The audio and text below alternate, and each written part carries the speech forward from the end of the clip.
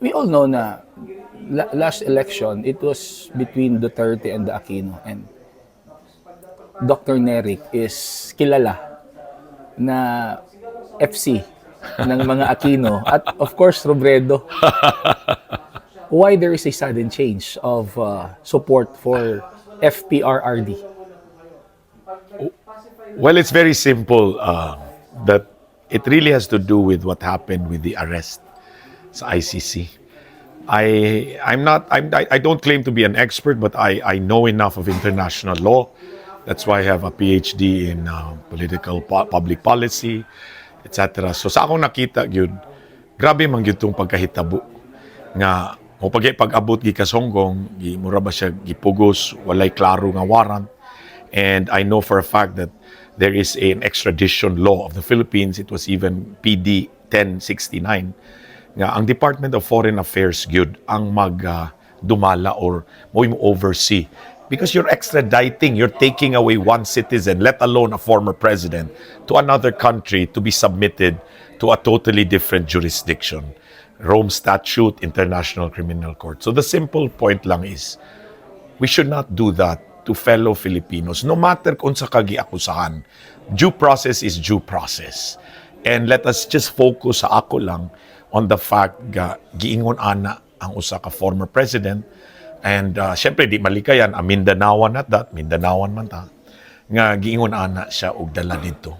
I know President Duterte as a colleague in the 11th Congress. We were congressmen. He was Congressman of Davao, halos seatmates me. I was Congressman of the 1st District of Bukidnon. So I also know him at a personal level. Whatever our policy differences over the years, party differences, I served in the Aquino cabinet.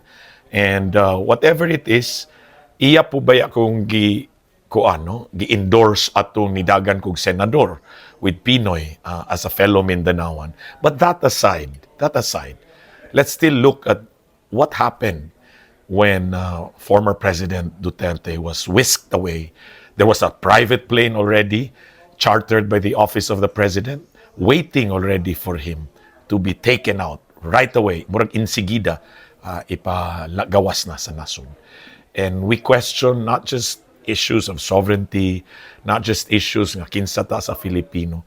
Baliko nato bitaw nga, why do we do this to fellow Filipinos? If you're an OFW, asa ka mo dagan, di ba, gobyerno man? Kung nakay mga kaso dito sa Saudi Arabia, nakay mga gikasuhan ka anywhere around the world, kay you're an OFW, you trust that there is a government of the Philippines, of the Republic, nga imong madangpan, imong maadtuan. Pero kung makita sa usa ka OFW, hala, presidente gay nindaan, giun ani asa man tapadung ani. So I understand that personally also. And I've also been a victim of bitaw mga nanang kaso-kaso. You're being dragged, ombudsman, Sandigan Bayan, all the way to the Supreme Court. So sensitive po kay ko sa issues sa justice. And that's really where I'm coming from. Okay. Last question na lang. Masa imong take sa process karon na interim release na by possibility that it will happen? You know what, we wala lisod kay ta mag-speculate, Papa RD, because at the end of the day, this is a jurisdiction in a context out of our very own being a republic. And your guess is as good as mine. Di kita kaingon ani karon. And I guess in the end, politics will always have this is elections.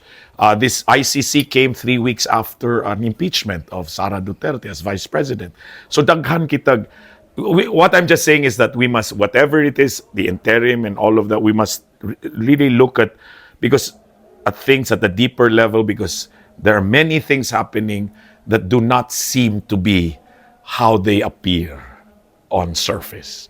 And abangan yun nato, and let's just keep understanding our rights as Filipinos, and the understanding we always deserve, first and foremost, due process for ourselves, because we are citizens of a republic of the Philippines.